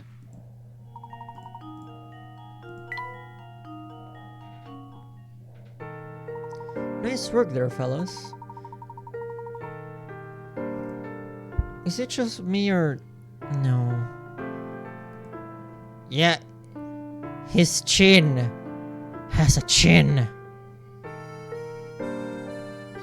Wait, no, his neck has a chin. Wait, where does the first chin and the second chin end and the neck starts? And what's happening here? I'm not entirely sure. See, many of the residents who were false sense experts skedaddled a few years ago. The chin neck. The legends were true. It all started over a strange rumor that spread through the town like wildfire. Ah, so even if we are in the right place, there might be no one left to ask. Tell me, what was this rumor? Some silly thing about a curse. I'm not entirely sure what it is, to be honest. But I often find myself wondering where all those people who left Folsens ended up.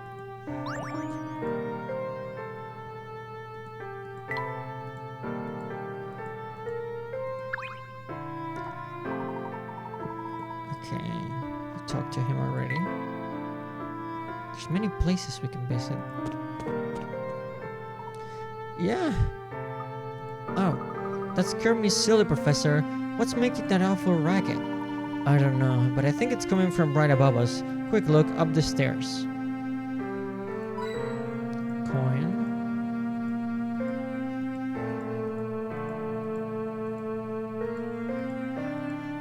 Is there any more coins?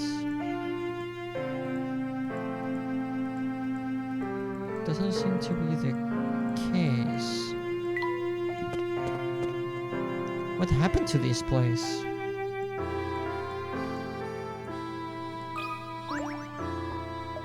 Ah, blasted vampires, get out of my property. Are you alright, mister? Who goes there? Wait, you don't need to tell me. I know vampire henchmen when I see them. Wait a second, what are you talking about? We just heard a scream and came to investigate. Say what you will, Sonny, but it won't do you any good. I see through your vampire lies. If you really want me to believe you're not a vampire, you'll solve this puzzle and you do it quickly. So... vampire check? Somehow... okay. If this is what it takes to prove we're not vampires, I guess we'll do it.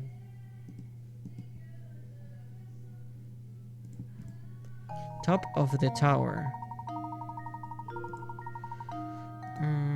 In one quiet town, there's a tower that commands a view of the whole town. Since you can see every building in town from the tower, logic dictates that you should be able to see the top of the tower from any building in town. As you can see on the map shown below, however, there's one building in town from which you can clearly have no chance of seeing the top of the tower, no matter which window you look out from.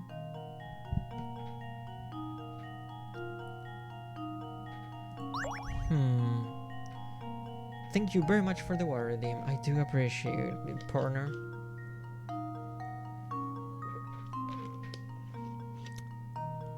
And I haven't evaporated, so that means I am not a vampire.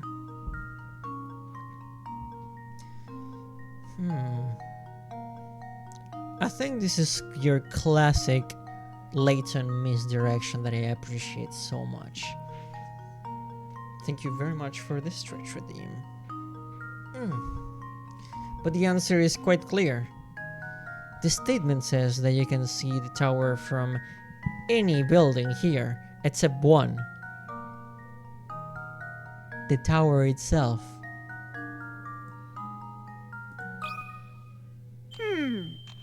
Let's see if this works. Because you're LAYTON inside of it. strikes again. Marvelous. There you go. I am not a vampire, as you can see. Pretty good for a vampire. Ugh.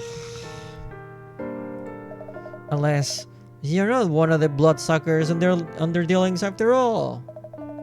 If that's how it is, then listen to me when I tell you you'd best keep away from the castle over yonder. Oh. That does look pretty unnerving, to say the least. It's a nest of one of the most fearsome undead creatures around. A real live vampire. A real live vampire, you say?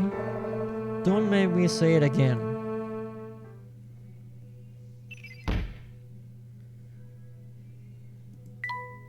Rumors have surfaced regarding a vampire said to live in the castle at the edge of town.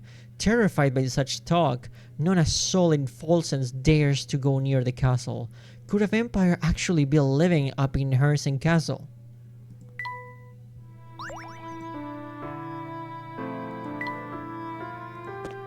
That is correct.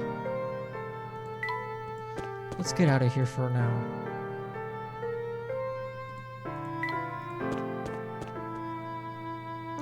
What happened to this door?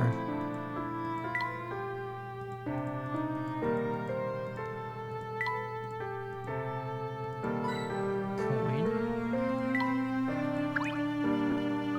This place gives me a bad feeling. Who knows what could be lurking down that path? For what I can see, it's just an expansive wilderness. Let's leave it be for now.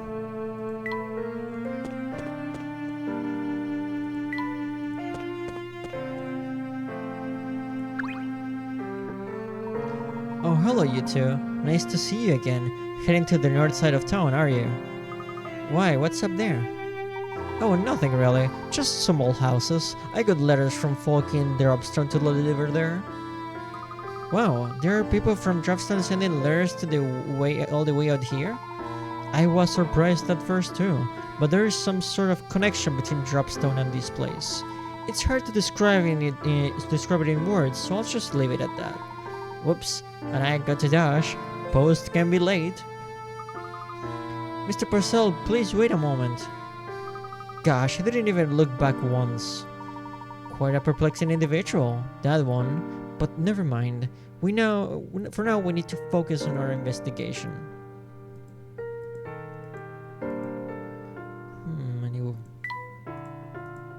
Any places we can visit around here? Doesn't seem to be the case. It seems like the trail just stops here.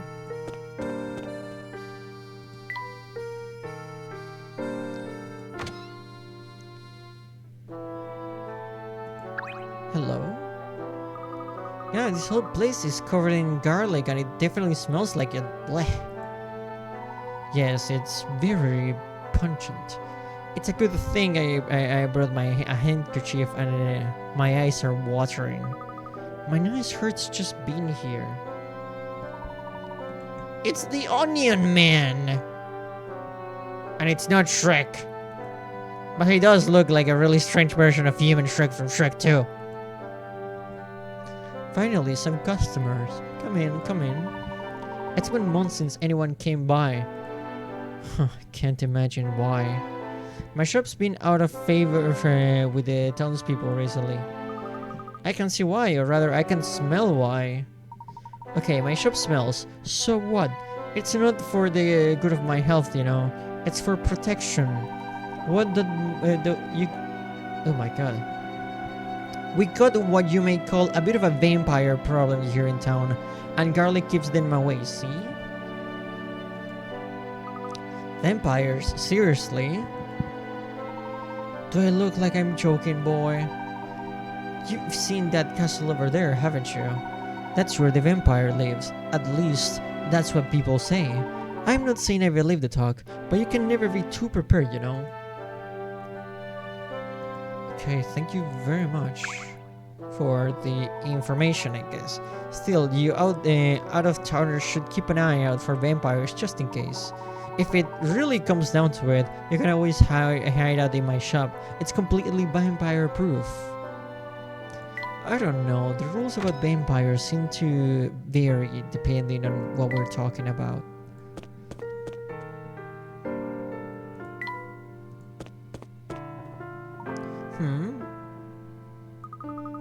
Vera. Oh, Mr. Beluga, it's been ages. I haven't seen you in donkeys. Did you find that thing in the end? Looks like it, and that kinda looks like your dress from back in the Noir arc. I don't know, back in the Noir arc, I had a really cute, like, flower on my head and really cute gloves and shoes. I kinda miss that dress, honestly. I wish I could wear it again. Do you think the entire town is dark because Romila Scarlet lives there? Well, she's a vampire. I wish I told Sam to track it down, but that boy is about as useful as a chocolate frying pan. That sounds delicious. Oh, don't fret like that, love. You'll get wrinkles in that distinguished brow of yours. I up then, Mr. B, Duck. How about coming inside for a catch-up? Yellow dresses better than that girl. Thank you very much, dear Serval. Professor, did you see that? Mr. Blue just went into that cabaret. Let's take a closer look, shall we? Oh, hello, love. You must be that tall, dark, and handsome stranger my horoscope's been promising. You're coming in to see the show, aren't you, you ducky? I apologize, madam, but we're here in the middle of... Hey, you aren't going all shy on me, are you? I can see you blushing under that big hat. Oh, and who's your little friend there? He's right strappy light, isn't he? Aren't you, love?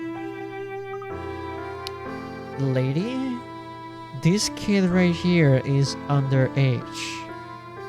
So I would try to save up any comments of that nature that you may have thought of. She's a vampire, I'm calling it. It is a possibility.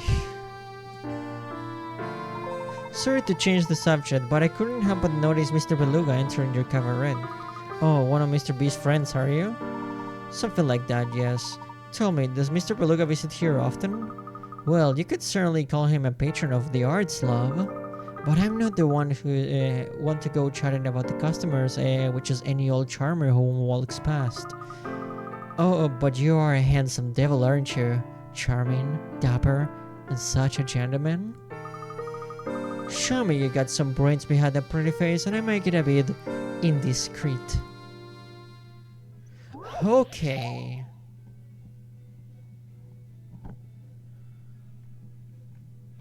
That was a lot to take in, but we may continue with the scheduled puzzle solving.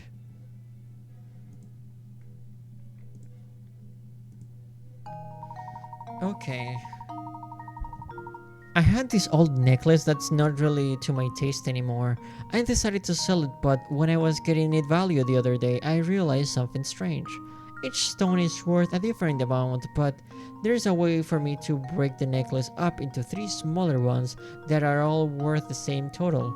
Can you work out where to make the cuts?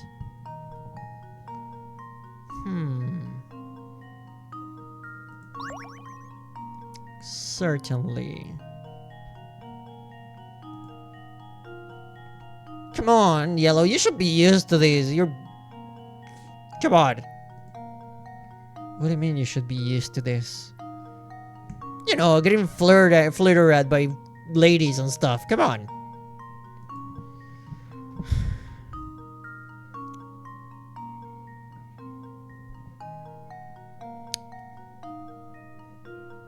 Sure.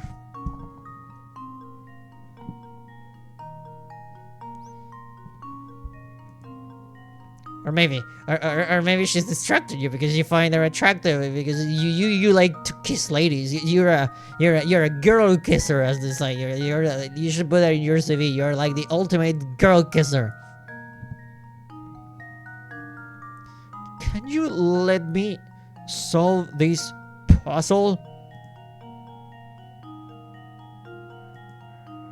Yeah, sure, whatever. Oh my god, the answer is right there, and right there. Jeez.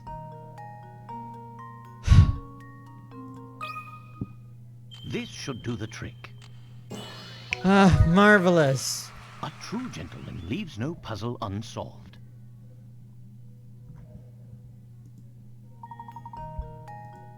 You see, I know you got it.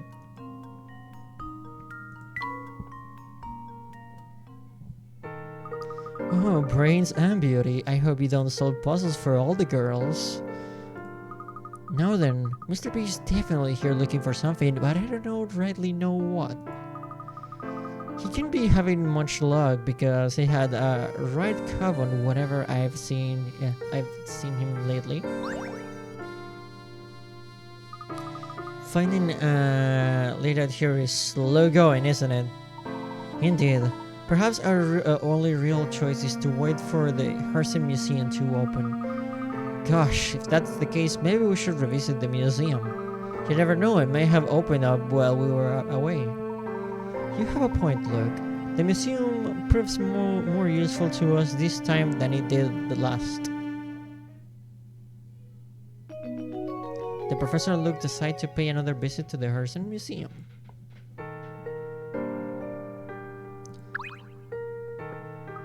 I don't have anything else to tell you about Mr. B. Ducky. I do the can-can, not the who's. Sorry, love. The can-can is actually a type of dance that requires a lot of strength in the leg area of the body. So I can respect your physical prowess, lady.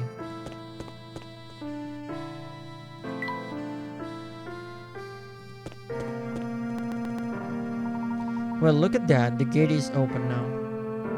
Now we can finally go inside. But we may have to uncover what's inside the museum on the next episode, because quite a bunch of puzzles have been solved in this episode, and I feel like this would be the perfect place to close it. We have arrived into the ghost town. We have met quite a bunch of characters, and we have solved plenty of puzzles, of course, and more will be solved in the next entry in the Professor Layton and Pandora's Box series. I thank you very much for watching the stream. We made some tea as well. That is correct, friend Punch. I thank you very much for watching. Thank you to the patrons, of course, for their constant support. And I'll see you in the next one, everybody.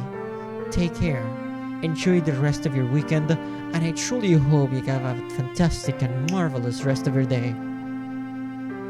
And thank you very much for that clip, Serval. I truly appreciate it. Thank you, Yellow. Have a good rest. It was a great stream.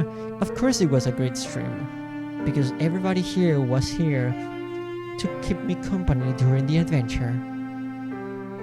So take care, and I'll see you, Space Cowboy. Bang.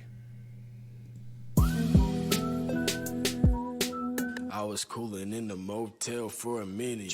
Loved ones that I won't tell how I'm living. Now I'm in the woods, trailer park, staying hidden. In the rap game, slashing through a million minions. IRL is lame cause I'm broke in Virginia. Surrounded by the slimy cold-blooded, they amphibians. I ain't dark as I was, hit the amphibian. Pulled a beat katana out, then the slaughterhouse. I was hired cause you talking loud, starting drumming out. I got fired cause I understood what they talking about. So I fight them cause I understand all they trauma now. In the woods, smoking on some woods, game me feeling good, but it's great. Can't escape my fate, would if I could. Awesome LBs, for these LBs I had to hustle. Desperately trying to find paradise through this desperate struggle. Wanna kill and be killed, it's the way that I'm living. Throw my life away, but I had to hide my feelings. Trying to stack LBs straight to the ceiling.